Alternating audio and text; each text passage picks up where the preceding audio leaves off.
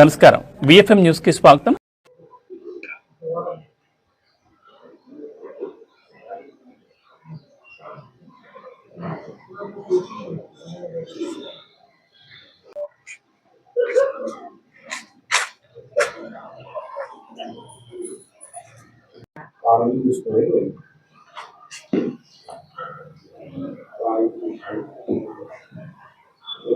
Hello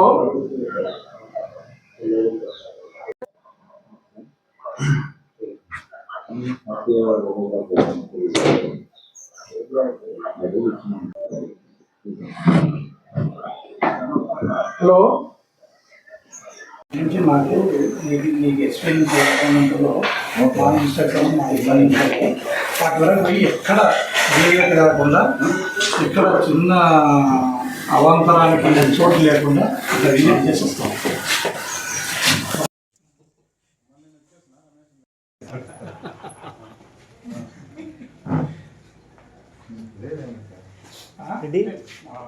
అక్కడ మనం ఏదైనా స్టేషన్లో దగ్గరకు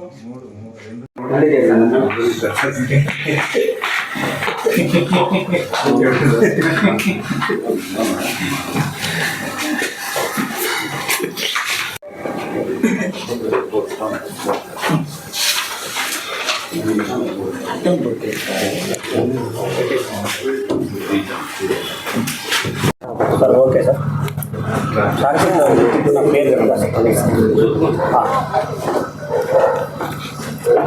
ఈరోజు ప్రజాస్వామ్యాన్ని ఖూనీ చేసే విధంగా హిందూపురంలో వైఎస్ఆర్ కాంగ్రెస్ పార్టీ ఆఫీసును కూటమి పార్టీలకు సంబంధించిన రౌడీలు, దుర్మార్గులు అందరు కలిసి విధ్వంసం చేయడం జరిగింది. విధ్వంసం చేయడమే కాకుండా అక్కడ ఉన్న మనుషులను కూడా, పార్టీ లీడర్లను, కార్యకర్తలను కూడా హత్యా ప్రయత్నం చేయడం జరిగింది. వారు ప్రాణభీతితో వైఎస్ఆర్ కాంగ్రెస్ పార్టీకి చెందిన కార్యకర్తలు, లీడర్లు తప్పించుకొని పోకపోతే వాళ్ళ పరిస్థితి అగమ్య గోచరంగా ఉండేది. అంతటి తీవ్రమైన నేరానికి పాల్పడిన కూటమి పార్టీల రౌడీ ముఖలను ఇంతవరకు పోలీస్ వ్యవస్థ అరెస్టు చేయలేదంటే ప్రభుత్వం ఏ రకంగా ఆ రౌడీలను వెనుకేసుకొని వస్తుందో మనం ఒకసారి గమనించవచ్చు.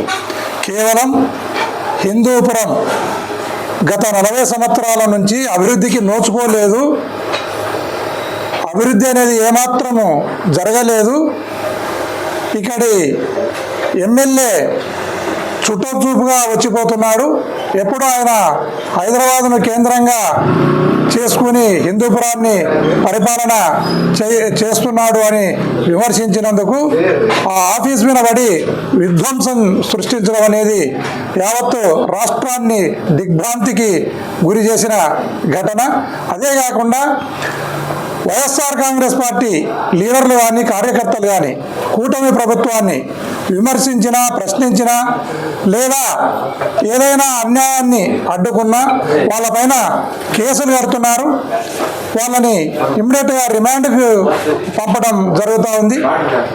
దీన్ని దయచేసి పోలీస్ వ్యవస్థ నిష్పక్షపాతంగా వ్యవహరించాలని కోరుతున్నాను. ఖచ్చితంగా నెక్స్ట్ చంద్రబాబు నాయుడు గెలిచేది లేదు, జగన్మోహన్ రెడ్డి ఓడేది లేదు. దీన్ని పోలీస్ వ్యవస్థ గమనించాలి, గుర్తించాలని కూడా నేను ఈ సందర్భంగా పోలీస్ వారికి విజ్ఞప్తి చేస్తున్నాను.